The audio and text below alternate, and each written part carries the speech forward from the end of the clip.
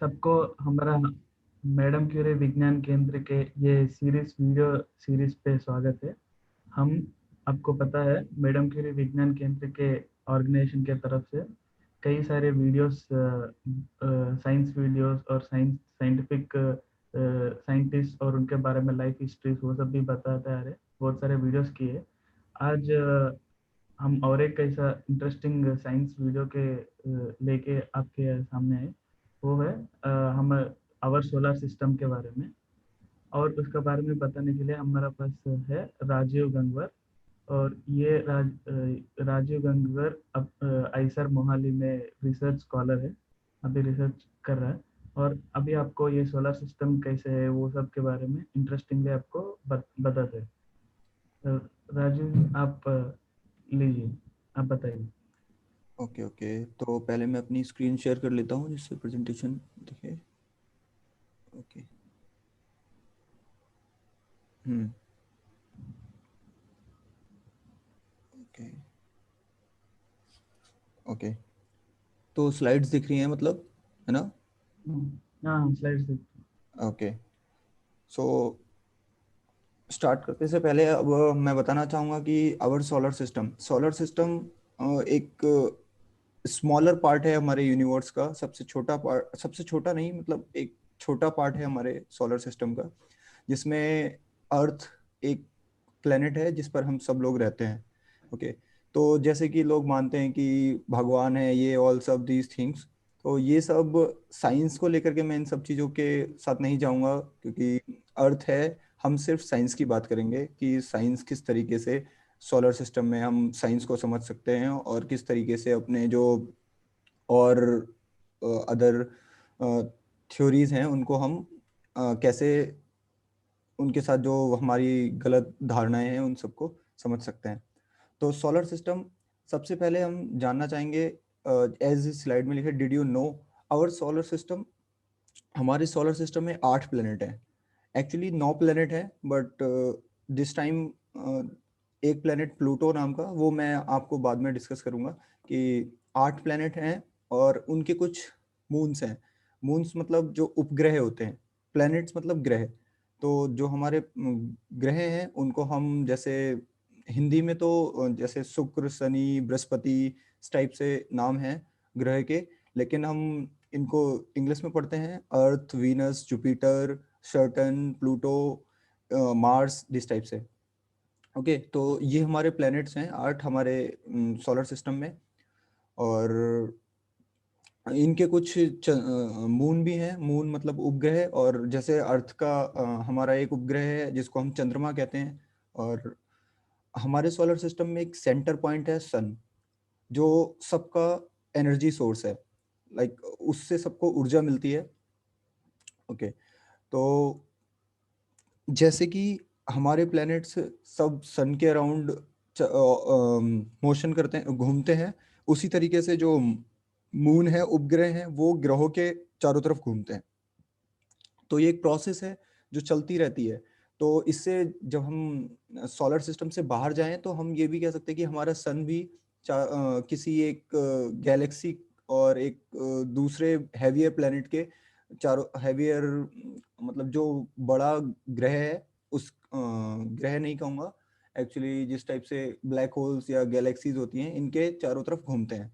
ये जो प्रोसेस है, डायनामिकल प्रोसेस, ये पूरे यूनिवर्स में चलती रहती है। तो हम एक छोटा सा एग्जांपल, हम अपने सोलर सिस्टम से पूरे यूनिवर्स को भी समझ सकते हैं, बट हम मेनली यहाँ फोकस करेंगे अपने सोलर सिस्टम में। तो ये जो घूमने का पाथ होता है, वो एक इलिप्टिकल पाथ होता है। इलिप्टिकल मतलब जैसे एग का सेफ होता है, एग का सेफ, एग जो अंडे का सेफ होता है, उस तरीके से घूमने का सेफ होता है कि जिस तरीके से अर्थ घूमती है। तो जैसे अभी ठंड हो रही है, तो ऐसा होता है कि जो सन है वो बहुत ज़्यादा एनर्जी देता है। एनर्जी इन द सेंस की एनर्जी का जो रूप होता है वो ऊर्जा, लाइक जो हीट आती है वो होती है। तो इस टाइम पर आप देख सकते हैं कि जो अर्थ का सेफ होता है वो एक साइड से छोटा और एक साइड से बड़ा होता है। तो जो हमारा सन है वो मिड पॉइंट पर नहीं है, थोड़ा सा एक साइड पे है। तो एक साइड पे होने की वजह से जब अर्थ बहुत दूर चली जाती है तो ठंड का मौसम आ जाता है। इस टाइप से अभी अर्थ दूर है। तो ये इलिप्टिकल मोशन को बताता है कि इस तरीके से जो मौसम चेंजेस होते हैं इस तरीके से। और हमारे सोलर सिस्टम में दो पार्टों में डिवाइड किया जाते हैं हमारे ग्रह को। एक तो होता है इनर प्लेनेट। इनर प्लेनेट मतलब कि जो एक बेल्ट होती है उसके अंदर चार प्लेनेट्स आते हैं, वो चार प्लेनेट हैं, उनको इनर प्लेनेट बोलते हैं। और जो बहुत दूर हैं और सन से, उनको हम आउटर प्लैनेट्स बोलते हैं। तो इनर प्लैनेट्स में हमारे पास जो सन के पास प्लैनेट्स हैं उनका नाम है मरकरी, वीनस, अर्थ और मार्स, जिसमें से अर्थ पे हम रहते हैं, ठीक है। और मार्स मार्स ये सबसे पास ग्रह है अर्थ के, ठीक है। और जो नेक्स्ट फोर प्लैनेट्स हैं, मतलब चार और प्लैनेट्स हैं हमारे सोलर सिस्टम में, वो हैं सर्टेन, जुपिटर, यूरेनस और नेपच्यून। ओके, ये मोस्टली काफी दूर हैं सन से, और इनको गैस इन प्लैनेट्स में, जैसे हमारे में वायुमंडल होता है, एनवायरनमेंट होता है, अर्थ में रॉक है, इस रॉक लाइक चट्टाने, ये सब मिट्टी इस टाइप से है, पानी, इन सब में प्लैनेट्स में ज्यादातर मात्रा में गैसेस पाई जाती है। मतलब गैसेस होती हैं, मोस्टली मोस्टली गैस के बने होते हैं, लेकिन ये प्लैनेट्स में इस टाइप से रॉक्स और ये पानी वगैरह ये सब चीजें नहीं होती हैं, इसलिए यहाँ पर लाइफ नहीं है। एज जैसा कि हम अभी तक जानते हैं, इन प्लैनेट्स में लाइफ नहीं है, मतलब कि हम जैसे ह्यूमन जैसे लोग नहीं रहते हैं। ओके, सो सबसे पहले बात करते हैं सन की। हमारा सन जो है वो मोस्ट परमानेंट फीचर, लाइक इस ये एक सबसे ज्यादा बड़ा एनर्जी सोर्स है हमारे सोलर सिस्टम के लिए। ये हमारे सोलर सिस्टम में सबसे बड़ा ऑब्जेक्ट भी है, मतलब सबसे बड़ा एक ऑब्जेक्ट है जो सन है। और ये कम से कम 98% of solar system approximate is ये you can see here approximately 98% of total solar system mass, मतलब जो हमारे सोलर सिस्टम का पूरा मास है, पूरा द्रव्यमान है, जो सॉरी द्रव्यमान एक अलग चीज है, लेकिन जो पूरा भार है वो 98% जो है वो सन में है। और जो 2% है उसमें 8 प्लेनेट और जितने भी उपग्रह हैं जैसे लाइक मून, वो सब में आता है, ठीक है। तो सन जो है वो एक स्टार है। एक्चुअली स्टार बहुत सारे, जैसे हम रात में देखते हैं इस आसमान की ओर, तो हमें बहुत सारे स्टार्स दिखाई देते हैं, वो सारे स्टार्स सन होते हैं, बट वो बहुत दूर होते हैं इसलिए हमें स्टार की तरह दिखाई देते हैं, ठीक है। तो वो भी किसी अलग सोलर सिस्टम के सन हो सकते हैं, और जहां पर हमें कोई उसके बारे में कोई नॉलेज नहीं है इस तरीके से। तो मेनली जो सन का कलर है वो वाइट है, बट जिस तरीके से ये थोड़ा साइंस का एक और इफेक्ट है, जिस वेवलेंथ और ये सब को देखते हुए ये हमें येलो कलर में दिखाई देता है, ठीक है। और ऑल्दो फ्रॉम द ओके, इसी वजह से ये जो ब्लू स्कैटरिंग स्कैटरिंग एक दूसरा फिनोमिना है, जिसकी वजह से स्कैटरिंग बताना चाहूँगा कि जब लाइट किसी पार्टिकल से, पार्टिकल मतलब एनवायरनमेंट में ऐसा होता है कि बहुत सारे गैसेस होती हैं और गैसों के पार्टिकल्स होते हैं। उन पार्टिकल से जब लाइट उसमें इंटरेक्ट होती है, तुमने देखा होगा जब कभी ग्लास में हम लोग पेन से कॉपी पे लिख रहे हैं या ग्लास में सन लाइट निकलती है तो उसमें 7 कलर में डिवाइड हो जाती है। तो इस तरीके से ये जो सन का जो कलर है वो हमको येलो दिखाई देता है, जबकि सन का कलर वाइट होता है। ओके, सो नेक्स्ट चलते हैं, अब इनर प्लैनेट्स के बारे में बात करते हैं। इनर प्लैनेट्स जैसे कि मैंने पहले बताया कि 4 प्लैनेट्स हैं, mercury, Venus, earth and Mars. Mars Earth का सबसे पास का प्लैनेट है, और इनको इनर प्लैनेट इसलिए कहते हैं क्योंकि ये सन के काफी पास हैं। एंड ये जो दूसरे आउटर प्लैनेट्स हैं उनकी रेंज से काफी ज्यादा दूर हैं। तो इन जो इनर और आउटर प्लैनेट्स के बीच में जो डिस्टेंस है वो काफी ज्यादा है। उसको एक्चुअली एक बेल्ट से भी डिसाइड करते हैं, उसको एस्ट्रॉइड बेल्ट बोलते हैं। बट ये सब एस्ट्रॉइड बेल्ट, एस्ट्रॉइड एक अलग बॉडी होती है जो कि स्पेस में, स्पेस मतलब अपने सोलर सिस्टम में इस तरीके से घूमती रहती है जिसका कोई रोटेशन नहीं होता है फिक्स, जस्ट लाइक वो अपने ही रोटेशन में रहता है, उसका कोई एक इलिप्टिकल, जैसे मैंने बताया कि प्लैनेट्स का इलिप्टिकल पाथ होता है, वो उसी पाथ में घूमते हैं। इन इन एस्ट्रॉइड्स जो होती हैं, एस्ट्रॉइड्स का कोई पाथ नहीं होता है। बट ये जो बेल्ट है इसमें बहुत सारे एस्ट्रॉइड्स आते हैं जो एक बेल्ट में रहते हैं, उसको एस्ट्रॉइड बेल्ट बोलते हैं, ठीक है। और इन सब प्लैनेट्स को टेरेस्ट्रियल प्लैनेट्स भी कहा जाता है, मतलब टेरेस्ट्रियल ग्रह भी कहा जाता है। सो इन प्लैनेट्स पे क्या है, जैसे कि मैंने बताया कि जो आउटर प्लैनेट्स हैं उन सब में क्या है कि गैसेस सबसे ज्यादा होने के चांसेस होते हैं, गैसेस का क्वांटिटी ज्यादा है। बट इन प्लैनेट्स में हमारे जैसे अर्थ है, मार्स और ये जो वीनस और मरकरी है, इन प्लैनेट्स में लाइक क्रिएटर्स, माउंटेन्स, वॉल्कनोज, ये सब चीजें ज्यादा होती है, मतलब कि जैसे चट्टान, रॉक्स, ये सब ज्यादा है। तो और इन प्लैनेट्स के जो ये हैं इनके मास थोड़े कम है as compare to outer outer planets के। तो ड्यू टू द कम मास, मतलब कम मास होने की वजह से इनमें जो उपग्रह हैं मून, वो या तो नहीं है किसी किसी प्लैनेट्स के, और हैं भी तो बहुत कम है एज कंपेयर, एज उनकी तुलना में जो आउटर प्लैनेट्स हैं उनकी तुलना में बहुत कम इनके उपग्रह हैं। ठीक है। और मोस्टली ये प्लेनेट जो हैं वो किसी डस्ट, मतलब जो स्पेस की धूल टाइप होती है उसको कोलाइड करके, लाइक कोलाइड मतलब जो बहुत कभी बहुत पहले, कभी जब अर्थ का और ये सोलर सिस्टम यूनिवर्स का जनरेशन जब हुआ होगा, तब क्या होता है कि डस्ट बहुत सारी, मतलब धूल, जो स्पेस धूल होती है, धूल कहना चाहूंगा, वो मिल करके इन टाइप के प्लैनेट्स, इस टाइप के प्लैनेट उनसे बनते हैं। ओके। तो सबसे पहले हम बात करते हैं इनर प्लैनेट्स में मरकरी की। तो मरकरी जो है वो सबसे सन के सबसे पास का प्लैनेट है, और हमारे सोलर सिस्टम में सेकंड सबसे स्मॉलेस्ट प्लैनेट है। ठीक है। सबसे सेकंड सबसे स्मॉलेस्ट ग्रह है। ओके।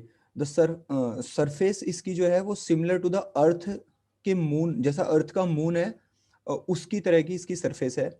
लाइक इस पे बहुत ज़्यादा गर्मी होती है क्योंकि ये अर्थ के बहुत, सन के बहुत पास है। सन के पास होने की वजह से इस पे बहुत ज़्यादा गर्मी होती है, और इसमें एक वर्ट एटमॉस्फेयर जो है वो एटमॉस्फेयर नहीं है इसके पास। ठीक है। और इस प्लेनेट पे ये जैसे you can C Mercury rotates 1.5 times during each orbit. ठीक है। तो जब ये इसका जो स्पिन, एक रोटेशन होता है, जैसे एक तो ये एक बेल्ट में घूमते हैं जो इलिप्टिकल पाथ होता है, और एक ये अपनी जगह पर भी घूमते हैं। अपनी जगह पे घूमने की वजह से दिन और रात होते हैं। तो ये जो प्लेनेट है ये पूरे रोटेशन में, अपने पूरे इलिप्टिकल पाथ में सिर्फ 1.5 बार अपनी स्पिन रोटेशन करता है, मतलब कि ये बहुत कम अपनी जगह पर घूमता है। तो अब इसके बहुत कम घूमने की वजह से जो एक दिन होता है मरकरी पर, मरकरी ग्रह पर, वो 176 दिन के बराबर होता है अर्थ पे।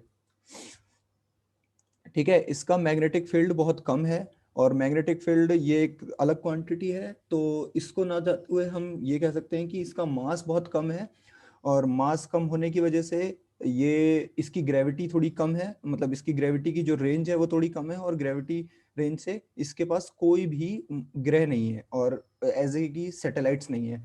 और हम इन ग्रह को और मून्स को सैटेलाइट्स भी बोलते हैं। ये होती हैं नेचुरल सैटेलाइट्स।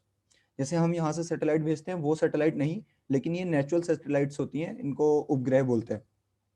ओके। दूसरा प्लेनेट हम वीनस के बारे में बात करते हैं। वीनस एक सेकेंड प्लेनेट है जो कि सन से मरकरी के बाद दूसरा प्लेनेट वीनस है। ठीक है। ये जब आपने देखा होगा स्काई, मतलब स्काई में कभी कभी बहुत चमकता हुआ सबसे पहला तारा दिखता है, तो वो कोई और नहीं, वो तारा स्टार कुछ और नहीं, ये एक प्लेनेट होता है वीनस। ये बहुत ज्यादा चमकता है। ये भी रीजन है कि इसका जो क्या नाम है, सन के पास होने की वजह से चमकता है, और इसमें मोस्टली गैसेस हैं।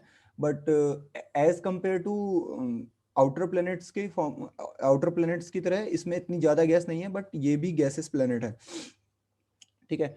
तो जैसे मैंने बताया कि जो अपनी जगह पे घूमने का स्पीड है इसका, इसका इस वीनस से भी कम है। तो इसका एक दिन जो होता है वो अर्थ पर कम से कम 243 दिन के बराबर होता है, मतलब कि 75%, मतलब कि 9 महीने के बराबर, 9 या 10 महीने के बराबर एक दिन होता है इस प्लेनेट पर। ठीक है। इसको एज ए अर्थ का सिस्टर प्लेनेट भी बोलते हैं। ठीक है। क्योंकि ये कुछ तरीकों में अर्थ के अर्थ की जरा थोड़ी, जैसी कि अर्थ पर सारे प्लैनेट्स सारी चीजें हैं, उसकी कुछ सिमिलरिटीज को मतलब सिमिलरिटीज इसके इस प्लैनेट में भी हैं, इसलिए हम इसको अर्थ का सिस्टर प्लैनेट बोलते हैं। जो इसका एटमॉस्फेयर है, जैसे कि हमारे इन्वायरमेंट, अर्थ के इन्वायरमेंट में क्या होता है कि ऑक्सीजन है, नाइट्रोजन है और भी गैसेस हैं, जिससे कि लाइफ पॉसिबल हो पाती है अर्थ पर। लेकिन ये जो प्लेनेट है, जैसे कि हम सब पढ़ते भी हैं कि जब हम सांस लेते हैं तो ऑक्सीजन लेते हैं, और जब हम छोड़ते हैं तो कार्बन डाइऑक्साइड छोड़ते हैं। तो जहाँ पर बहुत ज्यादा कार्बन डाइऑक्साइड है, वहां पर हमारा जीना मुश्किल हो पाता है। तो इस प्लेनेट के एनवायरनमेंट में मोस्टली कार्बन डाइऑक्साइड है। तो अभी तक जैसा कि हम जानते हैं, इस प्लेनेट पे भी हम जैसे ह्यूमंस के जीने की कोई संभावना नहीं है, क्योंकि यहाँ पर बहुत ज्यादा कार्बन डाइऑक्साइड है। ठीक है। और नो इस मतलब सेम जैसे मैंने मरकरी के लिए बताया कि स्मॉल मैग्नेटिक फील्ड होने की वजह से इसके पास भी कोई सैटेलाइट, कोई मून और कोई सैटेलाइट और मून कहूँ या उपग्रह कहूँ, तीनों में से एक ही चीज है, सैटेलाइट, मून और उपग्रह। और नेचुरल सैटेलाइट, इसकी कोई सैटेलाइट नहीं है, लाइक कोई उपग्रह नहीं है। ओके। और तीसरी बात करते हैं हम अर्थ की। जैसा कि हम सब पता ही है कि अर्थ एक सबसे इसको ब्लू प्लेनेट के नाम से भी जानते हैं, क्योंकि अर्थ पर ऑक्सीजन आई मीन कि पानी बहुत ज्यादा है। और जिस तरीके से आप पिक्चर में देख सकते हैं, ये प्लेनेट बहुत ज्यादा होने की वजह से ब्लू दिखता है स्पेस से, तो इसको ब्लू प्लेनेट भी बोलते हैं। ये थर्ड प्लेनेट है जो कि सन से तीसरे नंबर पर प्लेनेट आता है, first Mercury, then Venus, then earth. ठीक है। ये प्लेनेट, हमारा प्लेनेट सोलर सिस्टम में फिफ्थ लार्जेस्ट प्लेनेट है। ठीक है। इसमें 75% में पानी ही पानी है पूरे इस हमारे प्लेनेट में, और जिस वजह से ऑक्सीजन होती है, और उसकी वजह से हमारा जैसे हम जैसे लोग जीवन पॉसिबल है। ठीक है। ये प्लेनेट हमारे सोलर सिस्टम में सिर्फ यही एक ऐसा प्लेनेट है जिसमें पानी एक तरल पदार्थ के रूप में पाया जाता है, लिक्विड फॉर्म में पाया जाता है। ठीक है। अदरवाइज किसी भी दूसरे प्लेनेट में पानी इस फॉर्म में नहीं पाया जाता है। वो एक गैसेस होती हैं जो जिसको पानी बनाया जा सकता है, लेकिन वो नहीं, इस तरीके से नेचुरली नहीं पाया जाता है। अर्थ का मैग्नेटिक फील्ड जो है वो थोड़ा स्ट्रॉन्ग है एज कम्पेयर टू जो पहले के दो प्लेनेट हैं, मरकरी और वीनस से। इसकी वजह से इस पर एक नेचुरल सैटेलाइट है जिसको हम मून कहते हैं। मून मतलब चंद्रमा।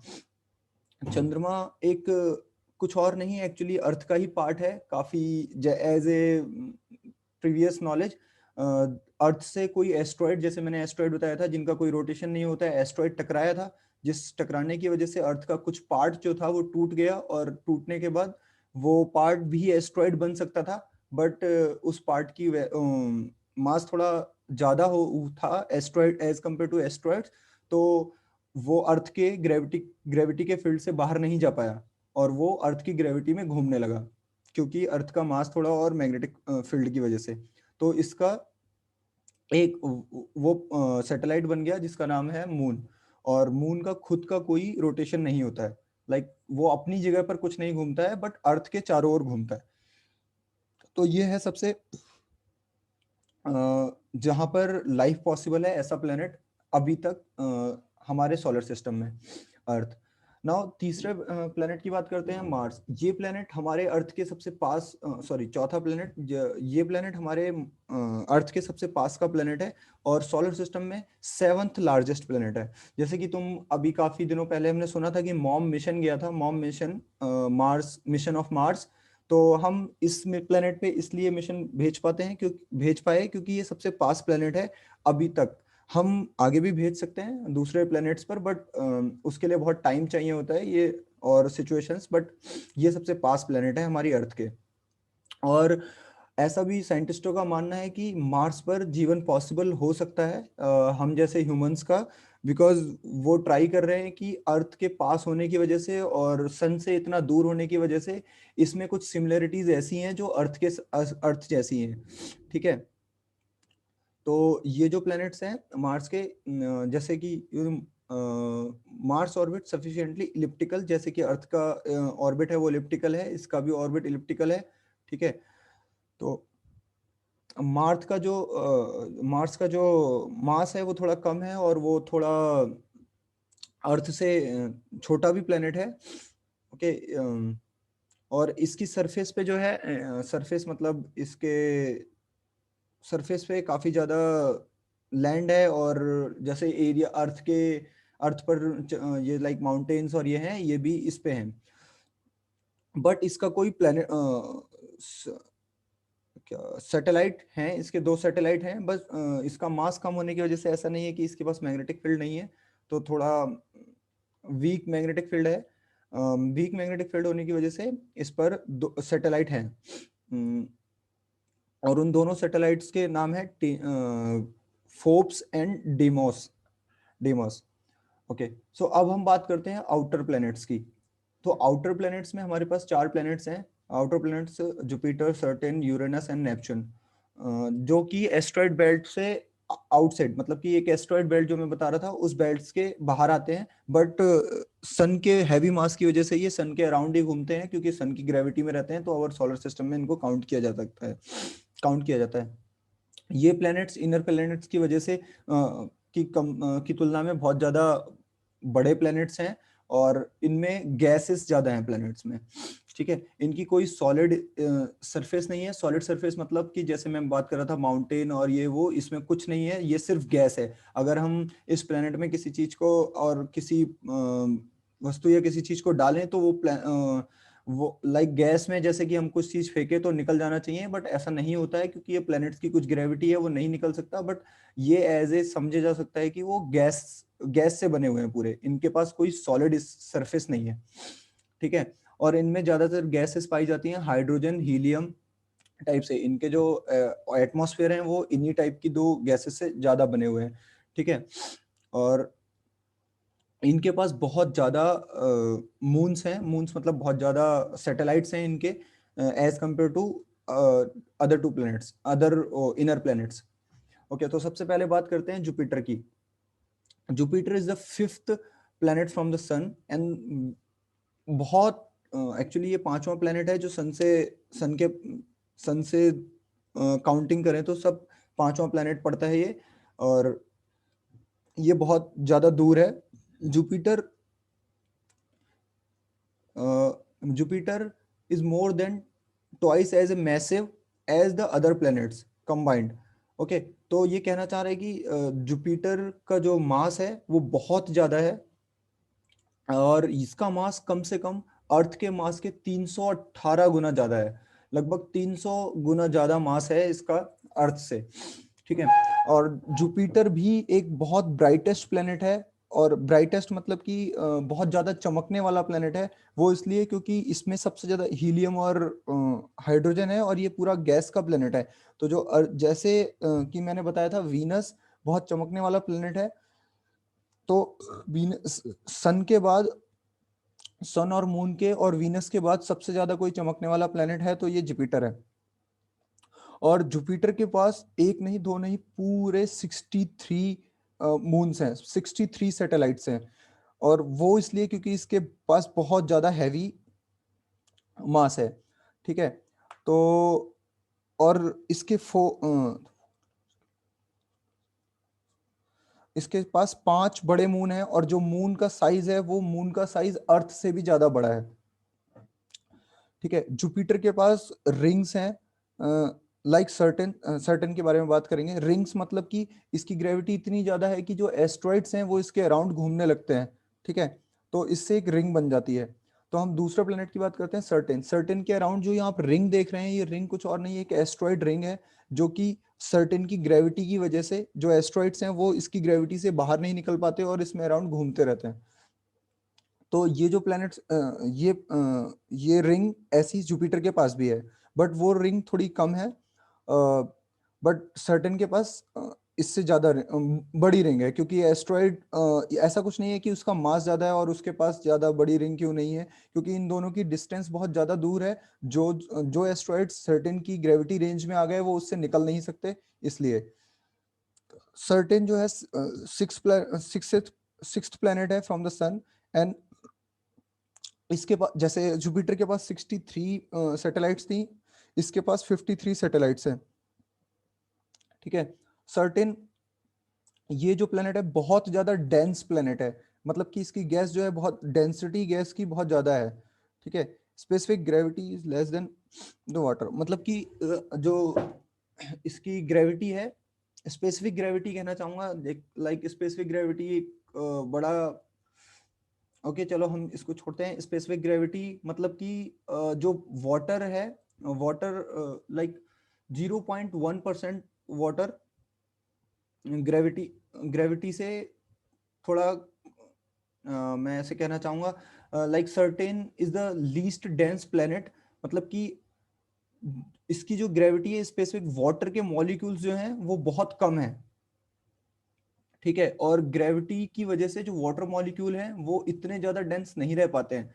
और जैसे कि मैं पहले भी बता चुका हूं कि इस प्लेनेट पर लिक्विड फॉर्म में वाटर नहीं मिलता है, तो जो गैस फॉर्म में वाटर के मॉलिक्यूल्स हैं वो, उनकी स्पेसिफिक जो ग्रेविटी है वो 0.7 है, okay. Saturn's ring are extraordinary thin, मतलब कि जो ये रिंग है वो बहुत छोटी है, मतलब बहुत थिन पतली रिंग है, बट देखने में पतली है, लेकिन ये एक एस्ट्रॉइड बेल्ट है, जैसे कि हमें यहाँ से दिखती है तो ये बहुत पतली रिंग दिखती है as compare to the size of, actually size, certain की साइज की तुलना में ये रिंग बहुत पतली है, ठीक है।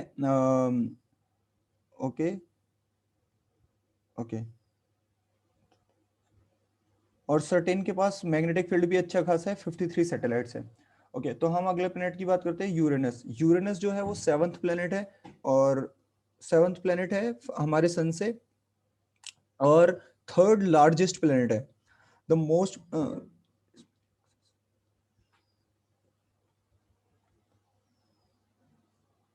ओके। तो इस प्लेनेट की एक खासियत है, जो सारे प्लेनेट हैं वो, जो मैं बता रहा था कि अपनी जगह पे घूमने की वजह से उन पे दिन और रात होते हैं, ये प्लेनेट क्या करता है, ये प्लेनेट अपनी जगह पे परपेंडिकुलर ना घूम करके पैरेलल, जिस डायरेक्शन में वो मोशन कर रहा होता है, जो चारों तरफ घूमने का मोशन है वो कर रहा होता है, उसी डायरेक्शन में घूमता है। तो इसका जो मोशन है वो सन, इसके जो एक्सिस है उसके परपेंडिकुलर ना होके पैरेलल मोशन है इसका, ठीक है। और Uranus blue colour is the result of the red light, okay. तो जो इसके इस प्लेनेट में सबसे ज्यादा गैस मेथेन है, और मेथेन अपर एटमॉस्फेयर में, तो यूरेनस के पास 11 रिंग्स हैं और 27 मून है, और उन 27 मूनों के नाम भी हैं जो कि मैंने यहाँ मेंशन नहीं किए हैं, डिफरेंट डिफरेंट नेम्स हैं, ओके। तो ये यूरेनस के बारे में। Next planet Neptune. Neptune is 8th planet, जो कि लास्ट प्लेनेट है हमारे सोलर सिस्टम में, जो कि 4th लार्जेस्ट प्लेनेट है। इसका कलर भी ब्लू है, बिकॉज ऑफ दिस, मैं बता रहा था कि जैसे एब्जॉर्प्शन और जो लाइट की स्कैटरिंग होती है उसकी वजह से इस प्लेनेट को भी ब्लू कलर का दिखता है, बट ये ब्लू, इसको ब्लू प्लेनेट की नाम से जानते नहीं है, एज ब्लू प्लेनेट के नाम से सिर्फ हम अर्थ को जानते हैं, बिकॉज ऑफ दिस, क्योंकि उसमें सबसे ज्यादा पानी होता है, पानी है इसलिए, ओके। So okay. और जो नेपच्यून पे हवा की स्पीड होती है वो सोलर सिस्टम के सबसे ज्यादा फास्टेस्ट हवा चलती है, सबसे ज्यादा फास्ट हवा चलती है इस पे, अपने इस प्लेनेट पर नेपच्यून पे, जिसकी स्पीड 2000 किलोमीटर पर घंटे की रफ्तार से होती है, okay, नेपच्यून के पास भी रिंग्स हैं, बट वो बहुत कम रिंग्स हैं डार्क, बट कंपोजिशन उसको हम देख नहीं पाते हैं क्योंकि वो बहुत छोटी रिंग्स हैं, ठीक है। नेपच्यून के पास भी 13 प्लैनेट्स हैं, सॉरी 13 सैटेलाइट्स हैं, और 7 छोटे सैटेलाइट्स हैं, ओके। सो ये जो मैं बता रहा था स्टार्टिंग में कि हम लोग बोलते थे कि हमारे सोलर सिस्टम में 9 प्लैनेट हैं, 9 प्लैनेट थे पहले तक, ऐसा माना जाता था कि 9 प्लैनेट हैं, बट अब जो एक प्लूटो नाम का प्लैनेट था, इसको प्लैनेट की कैटेगरी से साइंटिस्टों ने इसलिए निकाल दिया था क्योंकि प्लूटो, 2006 में साइंटिस्टों को ऐसा लगा था कि जो प्लूटो है सोलर सिस्टम में, उसका मास जो है वो जो नेपच्यून के मून्स हैं उनके बराबर है और बहुत छोटा है, ठीक है। और एक्चुअली प्लूटो से बड़े बड़े भी मून थे, तो साइंटिस्टों को ऐसा लगता था कि हम इसको एज ए प्लेनेट कैसे क्यों काउंट करें। तो साइंटिस्टों ने डिसाइड किया कि प्लूटो हमारे सोलर सिस्टम से को हम एक एज ए प्लेनेट नहीं बल्कि ड्राफ्ट प्लेनेट के नाम से जानेंगे। लाइक तो उन्होंने इस प्लेनेट को हम एज ए प्लेनेट का मतलब एज ए ग्रह के नाम से नहीं जानते अब, क्योंकि इस प्लेनेट का साइज बहुत कम है और इसका जो रोटेशन था वो एंटी रोटेशन था। एक्चुअली एंटी रोटेशन मतलब सारे प्लेनेट एक डायरेक्शन में सन के चारों ओर घूमते हैं, ये प्लेनेट एक रिवर्स डायरेक्शन में सन के चारों तरफ घूमता था। ओके, जैसे कि यहाँ देख सकते हैं Pluto orbits beyond the orbit of Neptune, मतलब कि ये जो इसका रोटेशन था, इसका जो ऑर्बिट है इलिप्टिकल जैसे मैं बात बताया था, वो नेपच्यून से पीछे है। और इट इज बहुत सारे मून्स जो हैं, मतलब जो सैटेलाइट्स हैं अदर प्लैनेट्स के, उनसे इसका साइज बहुत कम है। और कभी भी spacecraft has never visited Pluto, मतलब कि कोई भी स्पेसक्राफ्ट या कुछ भी प्लूटो पर विजिट नहीं किया। और प्लूटो जो रोटेट्स है वो अपोजिट डायरेक्शन में most of the other planets. Yes, तो ये जो होता है ये अपोजिट डायरेक्शन में रोटेशन करता है। और चार्लॉन इस प्लूटो का सबसे बड़ा सैटेलाइट है इस प्लूटो के पास। तो ये था हमारे सोलर सिस्टम के सारे ग्रह इसके बारे में। और यार समथिंग इंटरेस्टिंग इज दिस, यहाँ पर कुछ इंटरेस्टिंग है। मून्स हम जैसे कि जानते हैं it is combination of amount of gravitational pull and the size of the planet, मतलब कि ये combination of amount of gravity and the size of the planet, मतलब कि जो साइज है उस प्लेनेट का, तो उसकी वजह से कुछ प्लैनेट्स पर कम सैटेलाइट्स हैं, कुछ प्लैनेट्स पे ज्यादा हैं। तो इस तरीके से हम बता सकते हैं कि उनकी ग्रेविटी किस तरीके से इफेक्ट करती है और कि किसके पास कितने सैटेलाइट्स होने चाहिए। ये सब नेचुरल सैटेलाइट्स हैं, ठीक है।